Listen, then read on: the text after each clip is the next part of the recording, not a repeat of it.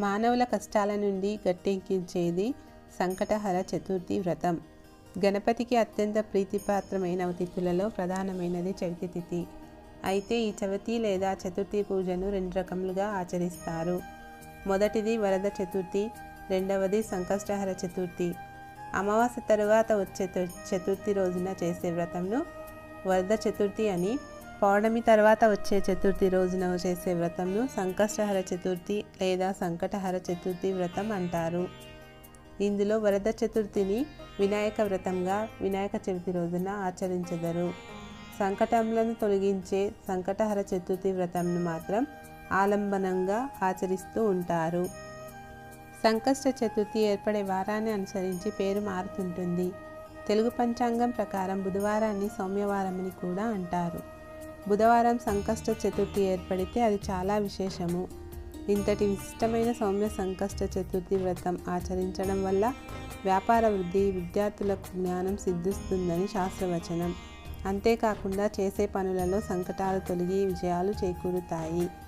December 18వ తేదీ బుధవారం సౌమ్య సంకష్ట చతుర్థి సందర్భంగా ఈ వ్రతం ఎలా జరుపుకోవాలి, వ్రత కథ గురించి తెలుసుకుందాం. సంకటహర చతుర్థి వ్రత విధానం. సంకష్టహర చవితి వ్రతాన్ని 3, 5, 9, 11 లేదా 21 నెలల పాటు ఆచరించాల్సి ఉంటుంది. ఈ వ్రతం చేసే రోజు సూర్యోదయానికి ముందే నిద్రలేచి శుచి అయి పసుపు కుంకుమలతో అలంకరించిన పీట మీద గణేశుని ప్రతిమను ఉంచి ముందుగా షోడశనామాలతో గణపతిని పూజించాలి. విఘ్నేశ్వర బియ్యం ఇలా కట్టాలి. ముందుగా ఒక ఎర్రటి వస్త్రాన్ని తీసుకొని దానికి పసుపు కుంకుమలు పెట్టి అందులో 3 గుప్పిళ్ళ బియ్యాన్ని పోసి ఒక తమలపాకులో 5 ఎండు ఖర్జూరాలు, 5 పసుపు కొమ్ములు, 5 వక్కలు ఉంచి 11 రూపాయలు దక్షిణ ఉంచి మనసులోని కోరికను గణపతికి చెప్పుకొని ముడుపు మూట కట్టి ఉంచుకోవాలి. సాయంత్రం వరకు ఉపవాసం ఉండాలి. ముడుపు మూట ఇలా: ముడుపు మూటను గణపతి ముందు ఉంచి ధూపదీపాలతో వినాయకుణ్ణి పూజించి కొబ్బరికాయలు, అరటిపండ్లు సమర్పించాలి. సాయంత్రం పూజ. సంకటహర గణపతి పూజ సాధారణంగా సూర్యాస్తమయం తర్వాతనే చేస్తారు. ఏ రోజైతే చవితి సాయంత్రం 4 గంటల నుంచి రాత్రి 10 గంటల వరకు ఉంటుందో ఆ రోజే సంకష్టహర చవితి జరుపుకోవాలని శాస్త్రం చెబుతుంది. సంకష్ట గణపతి వ్రతం చేసేవారు సాయంత్రం వేళలో వినాయకుని ఆలయానికి వెళ్ళి 21 ప్రదక్షిణాలు చేయాలి. వినాయకుడికి గరిక సమర్పించాలి. శక్తి ఉన్నవారు ఆ రోజు ఆలయంలో గణపతి హోమం జరిపించుకుంటే మంచిది. లేని పక్షంలో వినాయకునికి పంచామృత అభిషేకాలు, అర్చనలు జరిపించుకోవచ్చు. ఇంట్లో కూడా ఇలా చేసుకోవచ్చు. ఆలయానికి వెళ్ళలేని వారు ఇంట్లోనే సూర్యాస్తమయం తర్వాత విఘ్నేశ్వరుని పంచామృతాలతో అభిషేకించి అష్టోత్తర శతనామాలతో స్వామిని అర్చించి కొబ్బరికాయలు, పండ్లు, ఉండ్రాళ్ళు, మోదకాలు, పులిహోర నైవేద్యంగా గణపతికి సమర్పించాలి. సంకష్ట గణపతి వ్రతకథ చదువుకొని పూజాక్షితలను శిరస్సున వేసుకోవాలి.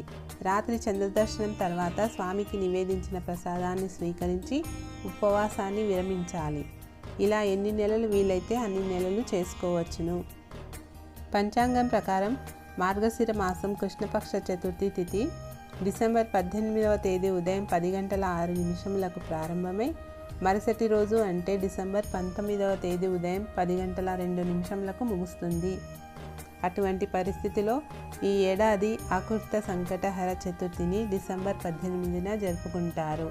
ఎందుకంటే సంకటహర చతుర్థి రోజున సాయంత్రం గణపతిని పూజిస్తారు. దీని తర్వాతనే ఉపవాసం విరమిస్తారు. బ్రహ్మముహూర్తం ఉదయం 5 గంటల 19 నిమిషముల నుంచి 6 గంటల 4 నిమిషముల వరకు ఉంటుంది. విజయ ముహూర్తం మధ్యాహ్నం 2 గంటల 1 నిమిషం నుండి 2 గంటల 42 వరకు ఉంటుంది. సంధ్యాముహూర్తం సాయంత్రం 5 గంటల 25 నిమిషముల నుంచి 5 గంటల 52 నిమిషముల వరకు ఉంటుంది. అమృతకాలం ఉదయం 6 గంటల 30 నిమిషముల నుంచి 8 గంటల 7 నిమిషముల వరకు ఉంటుంది. సంకటహర చతుర్థి ప్రాముఖ్యత. సంకటహర చతుర్థి సందర్భంగా గణేశుడిని నియమనిష్టలతో పూజించడం ద్వారా అన్ని రకాల ఆటంకాలు తొలగిపోయి చేపట్టిన పనుల్లో విజయం లభిస్తుంది. సంకటహర చతుర్థి రోజున గణేశుణ్ణి కోరిన కోరికలు నెరవేరుతాయి. గణేశుడు మేధస్సుకు ఆదిదేవుడు. ఆయనను ఆరాధించడం వల్ల తెలివితేటలు వృద్ధి చెందుతాయి, జ్ఞానం పెరుగుతుంది. ఈ రోజున గణేశుడిని పూజించడం వల్ల ఇంట్లో ఆనందం, శ్రేయస్సు నెలకొంటుంది. ఇంటి నుంచి ప్రతికూల శక్తి తొలగిపోతుంది, సానుకూల శక్తిని నింపుతుంది. ముఖ్యంగా వ్యాపారంలో లాభాలు జోరందుకుంటాయి. అలాగే విద్యార్థులు కూడా చదువులో బాగా రాణించి గొప్ప విజయాలను సొంతం చేసుకుంటారు. రానున్న సంకష్ట చవితి రోజు మనం కూడా గణపతిని ఆరాధిద్దాం, సకల శుభాలను పొందుదాం. ఓం శ్రీ మహాగణాధిపతయే నమః.